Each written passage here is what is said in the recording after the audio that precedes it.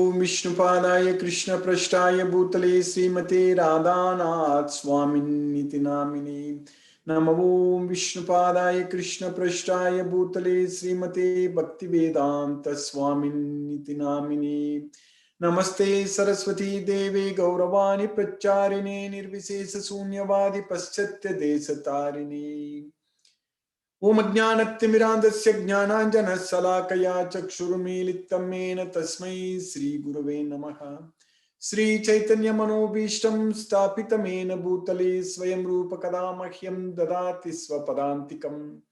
वन्देकं श्रीगुरुश्रीयुतपदकमलं श्रीगुरून् वैष्णवांश्च श्रीरूपं साग्रजातं सखगण रघुनाथान्वितं तं सजीवं साद्वैतं सावधूतं परिजनसहितं कृष्ण चैतन्य देवं श्री राधा कृष्ण पादान् सखगण ललिता श्री विशाखान्वितांश्च। हे कृष्ण करुणा सिंधु दीनबंधो जगत्पदे गोपेश गोपिका कांत राधा कांत नमोस्तुते। तप्त कांचन गौरांगी राधे वृंदावनेश्वरी वृषभानुसूते देवी प्रणमामि हरिप्रिये। वाञ्छाकल्पतरुभ्यश्च कृपा सिन्धुभ्येव च पतितानां पावनेभ्यो वैष्णवेभ्यो नमो नमः। श्री कृष्ण चैतन्य प्रभु नित्यानंद श्री अद्वैत गदाधर शिवासादि गौर भक्त वृंदा। हरे कृष्ण कृष्ण कृष्ण हरे हरे हरे राम राम राम हरे हरे। ईश्वर परम कृष्ण सच्चिदानंद विग्रह अनादिरादिर गोविंदा सर्व कारण कारणम। हरे Krishna. By the mercy of the Supreme Personality of Godhead, Sri Krishna, we have successfully finished 45 slokas in the 11th chapter of Bhagavad Gita, Viswarupa. So in this chapter, we have understood about Krishna's Viswarupa, universal form, that Krishna, how he pervades this entire universe. And always creation and annihilation, this entire universe is annihilated during the end of the Kalpa. And at the beginning of the Kalpa, this entire material worlds are created. So Krishna is saying that in the 9th chapter we studied that Sarva Bhutani Kaunteya Prakritim Yanti Mamikam Kalpakshaye Punagastani Kalpado Srijami Agam. So at the end of Kalpa, so Kalpakshaye, at the end of Kalpa, Sarva Bhutani Kaunteya Prakritim Yanti Mamikam. So Sarva Bhutani means everything, all Mahabhuta, Jiva Bhuta, all Bhutas, Sarva Bhutani, all the nature, everything. So both Para Prakriti, Apara Prakriti, everything, Sarva Bhutani. That's why Krishna is saying that Sarva Bhutani, Kaunteya Prakriti Myanti Mamikam. So they enter into my nature, Prakriti Myanti Mamikam, Kalpakshaye, at the end of Kalpa. That means when Brahma's night falls, at the end of Kalpa. Then Kalpadav Srijamiham.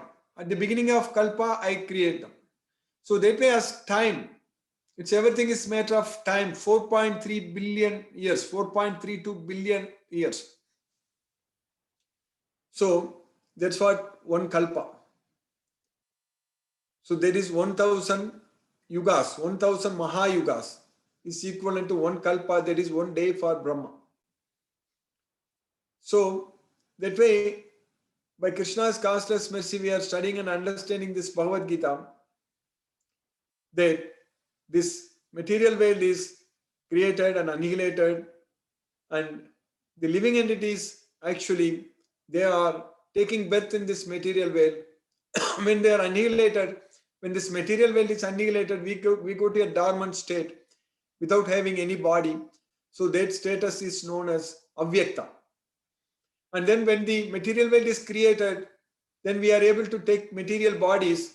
So that state is known as vyakta. So vyakta means manifested state, and avyakta means unmanifested state. So basically, we are manifesting now with this body, with this material body. We are manifesting. That means we are showing. We are able to see things. We are able to have our senses, our brain working. Our senses are working, and we are able to feel. We are able to see. We are able to taste. All these senses, everything.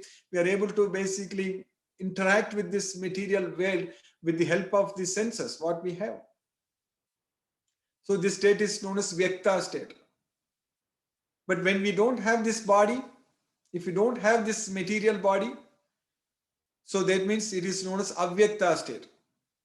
So that's why Krishna says in the second chapter we already studied, in the second chapter 28th sloka, Krishna says that Avyaktadini bhutani vyaktamadhyani bharata avyakta nidanani eva tatra ka paridevana. That's what Krishna is in there. So in the beginning we are unmanifest, and now in the middle we are manifest, and again at the end we are unmanifested.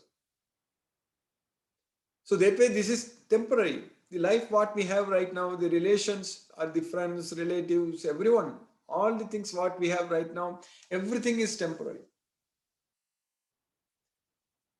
It's all just will be destroyed. That's it. Everything is temporary, means everything will be destroyed. That is the main thing. The very important truth, the fact, the scientific fact, what we are understanding from Bhagavad Gita very well, that nothing stays here forever in this material way. Everything will be destroyed, completely destroyed. So, but foolishly, we are thinking that this is permanent. We are thinking that everything is going to be permanent here. So all the time, we think like that, and we do a lot of things in this way. Everything in our activities, daily, day-to-day activities, we never realize, or we never even think that we are going to lose everything, we are going to leave everything, we are going to die. So that we cannot even think about like that and do all these activities. When we are attached to material world, when we are attached to material sense objects, when we are worried about too many things in this material world, we at that time forget the very important fact that we ourselves are going to be leaving from this world completely, living from this body itself. So that way, this Bhagavad Gita knowledge only, in Bhagavad Gita only Krishna is teaching us very clearly that you realize this fact that everything is changing, nothing is same, nothing is constant other than you yourself. That's what the soul. The soul is the only one thing which is permanent, which is not changing. Whereas everything else in this material world is changing all the time. So nasato vidyate bhavo, na bhavo vidyate sataga. Ubhayorapi drishtuvantaga tvanayos tattvadarshibhi. So the seers of the truth have concluded that the one which is temporary is always changing, and the one which is permanent is never changing. So that is the body which always changes, and the soul which never changes. And that soul cannot be destroyed by anyone at any point of time. Avinasitu tadviddi yena sarvam idam tatam. Vinasam avyayasyasya nakaschite kartum argasi. Very nicely Krishna is explained. You know that, you understand that avinashu, avinasitu tadviddi. You know that there is avinasi, means it's indestructible. The soul is indestructible, which pervades this entire body. Ena sarvam idam tatam. Vinasam avyayasyasya. So the one which is not destructible, so vinasam, no one can destroy it. Vinasam avyayasyasya nakaschit. Nakaschit kartum argasi. No one can destroy the indestructible soul. That's what Krishna is saying. So we are that soul. We are not the body. We are the soul. And we are in this body. We are not the body. We are the soul. But we are in this body. That is the fact. Even though we are not this body, we are the soul. But we are inside this body. So now, how we can get rid of this body? We need to get rid of this body. So get rid of this body means we need to get rid of this material world. So that means we should not be taking another birth in this world. So that's what getting rid of the body. So free ourselves from the bondage to birth. So that's what Janma Bandha Vinirmukta. We need to free ourselves from the Janma Bandha. So at the time of leaving from this world, Of course, every one of us are going to die. There is no doubt. All of us are going to die, leave this body. But when we are leaving this body, when we leave this body, we should not come back again to this well. That's what is very important point we need to. We should make sure, we should ensure that we won't return back, we won't come back. So that should be the goal of our life. So the goal of our life is to make sure that we don't come back to this material world again. So that knowledge, that science is given in Bhagavad Gita, how to get out of this hell forever. This material world, this is a dukkhalayam, how to free ourselves from this dukkhalayam fully, completely. We should not be coming back. Otherwise, if we take another birth, then it's a problem. Then we need to die again. Every birth we take, we have to die. And we have to suffer. It's not only that we have to die, also we will have to suffer. We will have to struggle. That's what happens in this material world. The material world, everyone is suffering and struggling. Only a devotee of Krishna who knows Bhagavad Gita, who can remember Krishna all the time, who can think about Krishna all the time, only such a person is not struggling and suffering. Only a devotee of Krishna is happy actually. He's always happy. He's always satisfied with what he has. So a devotee of Krishna, because for Krishna's devotee, only Krishna is everything. Nothing else is important other than Krishna. So that way, when we remember Krishna only, so that means we need to study and understand this Bhagavad Gita fully. Then only we can do things for Krishna. We can please Krishna. Without having the knowledge of Bhagavad Gita, we cannot even please Krishna. That's what we are studying. We are understanding this Bhagavad Gita. Jnana yajna. Sarvam karma akilam partha jnane parisamapyate. So everything culminates at the knowledge. So that's what is very important. We are getting this knowledge of Bhagavad Gita. So now we have to make use of this opportunity. We have got this opportunity. We have got it. Krishna's mercy, we got it. It's a very rare opportunity. It's a very, very rare gift. So we got it. Krishna's mercy. We are getting this knowledge. Bhagavad Gita knowledge. We are studying and understanding this knowledge. But now we have to make use of this opportunity. That's the main thing. We cannot let it go because this is a very rare and great opportunity. So, which is going to bring an end to all our miseries completely. So that which can help us to break this cycle of repeated birth, old age, disease, and death. By studying this Bhagavad Gita, following what Krishna says in Bhagavad Gita. So we are simply going to free ourselves from this material world. And we are also going to lead a happy life, even now also. Very peaceful, blissful life. It is possible only with the knowledge of Bhagavad Gita. Because we are very steady. We know what is right, what is wrong. We know how to control our mind. We know how to control our body, our health, and everything we know. All the knowledge we know. Krishna gives all the knowledge what we need. Because he is the source of knowledge. He is the source of everything. And he is also seated in our heart. Krishna also wants us to have a healthy body. When he himself stays in our heart, Krishna doesn't want to beat very fast with high heart rate or high blood pressure and all such things. Krishna wants us to calm down. See, there are two types of nervous system in our body. Sympathetic and parasympathetic nervous system.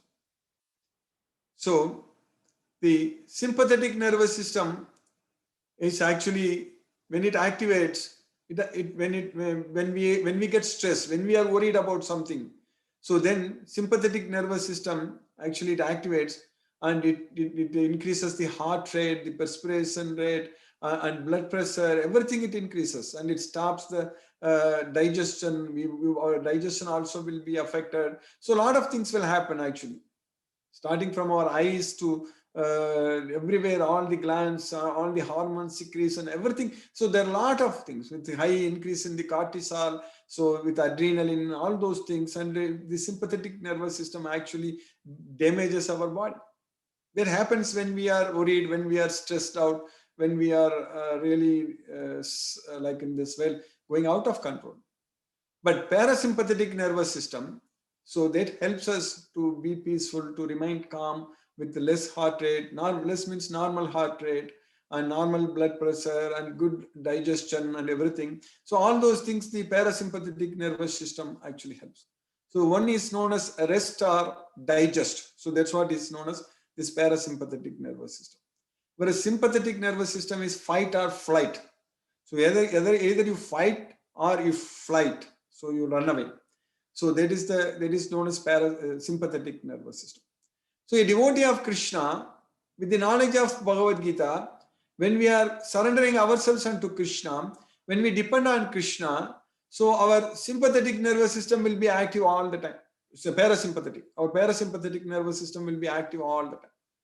So whereas a devotee who is not a devotee of Krishna, for him, Krishna is saying that in the 16th chapter, Chintam aparimeyam cha pralayantam upashitaga kamopaboga paramag etavati dinishchitaga asapasa satair baddaga kamakroda parayanaga Igante kama bogartam anyayena artha sanchayan. So, for such a person who is not a devotee, who is a demon, for him, he will have unlimited. Aparimeya means unlimited, chinta means worries. So, unlimited worries. Chintam aparimeyam pralayantam upashitaga until the end of death, until the end of life, until we die. That's what pralayantam upashitaga, chintam aparimeyam. Whereas a devotee of Krishna, there is no need to worry about anything. We can always think about Krishna, remember Krishna, be peaceful, and just focus our mind on Krishna and do everything for Krishna. And then Krishna himself is the time. So then use that time very wisely. So that's what is very important. So that means just get this knowledge, Bhagavad Gita knowledge fully, understand this knowledge, and then spread this message and make many, many devotees and be engaged ourselves in spreading Krishna consciousness, Krishna's message. So that way we can actually ourselves forget about this material way. We don't have to remember the material sense objects. We don't have to go after the material things in this way. We can actually, with the knowledge of Bhagavad Gita, we can actually connect ourselves full time with Krishna only. All the time we can be connected with Krishna. So that is possible with the knowledge of Bhagavad Gita. So by that way, materially speaking, we will not lose anything. Sometimes people think that, oh, if we study Bhagavad Gita, if we follow what Krishna says, if I become a devotee of Krishna, then materially I'm going to lose everything. I cannot enjoy this material world. All such things we think. But really speaking, no one is enjoying this material world. No one is enjoying. Everyone is suffering actually. In this material world, without Krishna, without remembering Krishna, by not offering unto Krishna, we really cannot enjoy at all. We can only suffer. The real enjoyment comes only when we remember Krishna, when we do everything in Krishna consciousness. So that way this Bhagavad Gita, when we get this knowledge of Bhagavad Gita, we are not going to lose anything. So that's what Krishna says that Neha Bikramana Susti Pratyavayo Na Vidyate. In this endeavor, there is no loss or diminution. So that way we have got a great opportunity of studying this Bhagavad Gita and following what Krishna is saying, and then go to Krishna's well, free ourselves from this material bondage. So we finished 45 slokas in the 11th chapter.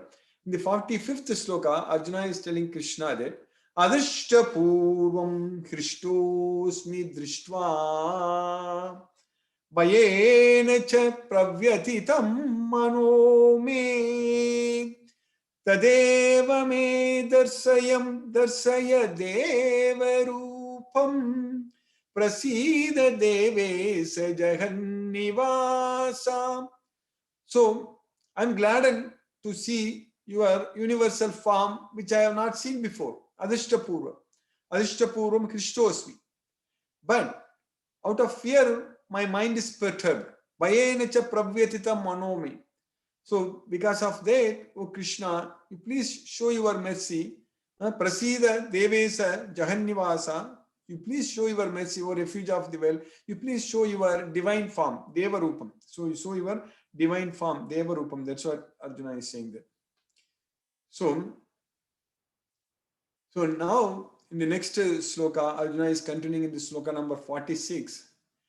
Kireetinam gadinam chakrahastam Ichchami tvam drashtum aham tataiva Tenaiva rupena chaturbhujena Sahasrabaho bhava visvamurte. So Arjuna is talking to Vishwarupa now. He is addressing Vishwarupa, the universal form, as Sahasrabaho, or 1,000-handed person. So Sahasrabaho. So 1,000-handed. Sahasrabaho Bhava Viswamurti. O Viswamurti. O universal form. O 1,000-handed form, having universal form with 1,000 hands. 1,000 hands means thousands of hands. It's not just 1,000 hands, it's thousands of hands. So I want to see you in your 4-handed form. So Chaturbhuja. So Sahasrabaho Chaturbhuja. Just in the previous line, he was asking Chaturbhujena. So I want to see your 4-handed Vishnu form, Chaturbhujena.